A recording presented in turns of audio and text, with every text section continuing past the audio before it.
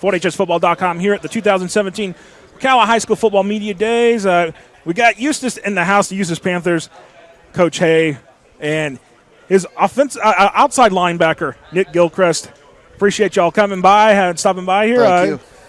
Coach A, y'all were a playoff team last year, 5-6, got in the playoffs first round last year. It was an improvement from 2015 for y'all, but that's probably not good enough for Eustis. That's what's the goal for Eustis this year, getting past that 5-win mark? Absolutely, it was a good goal to accomplish. First time in 9 years we've been in the playoffs, but at the end of the day, 5-6 doesn't get the job done, and we set our season goals every year to win the district, and that's going to be the first step in getting into the playoffs. And that's the thing. Y'all are still in District 5A 13. Got Bishop Moore. Jones comes in. Southlake kind of moves out. Southlake goes up the classification this year, but and it's still kind of the same setup a little bit in the structure, the way of that district. It's Bishop Moore. We everybody knows that's the team to beat pretty much, and but y'all want to have a different word about that. So how do you prepare for a team like that with Bishop Moore in that district? Give credit to Bishop Moore. They've won the district the last 9 years. I think it's been something crazy like that. So it's their title, and you want to be the man, you got to beat the man. So you circle Bishop Moore every year on the schedule, knowing going in that's the team you got to beat if you want to take home the district title.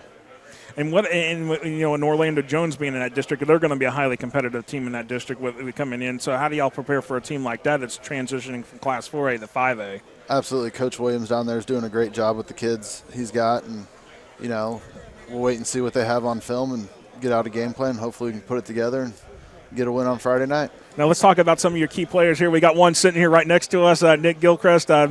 Nick is your outside linebacker, and then you got a couple other players here. Let's talk about them, and we'll talk to Nick a little bit here about what he wants to do this season.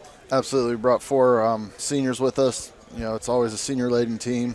You got Nick Gilchrist, outside linebacker, play a little inside linebacker. Jordan Smith's also with us, plays on the offensive line. Jairo Sagato is another offensive lineman. And then Keenan Ben, who's a receiver and safety, led our team in receptions last year and did a lot of great things for us this summer. Nick, kind of just talk about a little bit about what you're wanting to do this season. It's a pretty big year for y'all coming up here. It's senior year. What do you want to do to close it out your career at Eustis? I want to end it the way everyone else wants to end it. I want it all. You want a state championship? Yes, sir.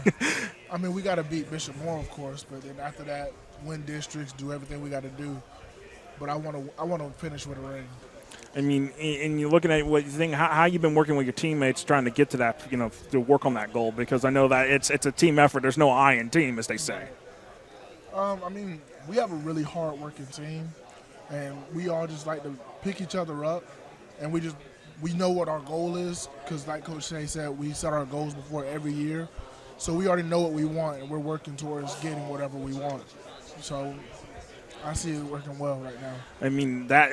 That sounds impressive, considering that you want to be able to get the playoffs and everything. And again, let's go to that, because Coach A, it changes this year. It's the district runner-up doesn't necessarily get an automatic playoff berth anymore, because now you gotta earn the points to get in. Right. if you don't win the district. So how did y'all plan around with your schedule, dealing with that, knowing that it's not only riding on what y'all do each week on the field for your 10 games, it's a matter of what your opponents do during the season as well now. Right. We went out and scheduled our entire schedule outside of 2 games are playing bigger classifications to help us with that. One of the smaller schools, 4A is Mount Dora. We can't take Mount Dora off the schedule. That game gets That's circled. A rivalry right there. That gets circled, starred, squared, numbered. That's gate. Yeah, it's 22nd. It's a game. Here's Eustis and here's Mount Dora right next door to each other. It's pretty much. Absolutely. And a lot of people think it's like you go through Lake County. Town to town. It's all rivalries right there. Exactly. But, again, you're saying, scheduling up, which, I noticed a lot of teams are doing that, scheduling up, looking for bigger teams to play, looking for teams that, have made the playoffs at least once in the last 2 years. Right. Was it difficult for y'all to get these games, or was more teams were like, yeah, we'll go ahead and play you? It was hit or miss.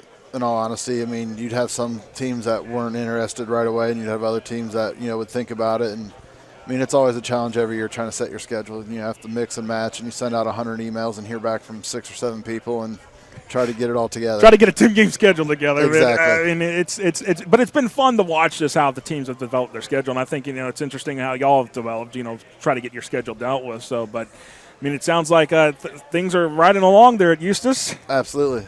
It's great to be a Panther. Great to be a Panther indeed. So best of luck to y'all this season. Appreciate y'all for stopping by. Thank you. Thank you very much.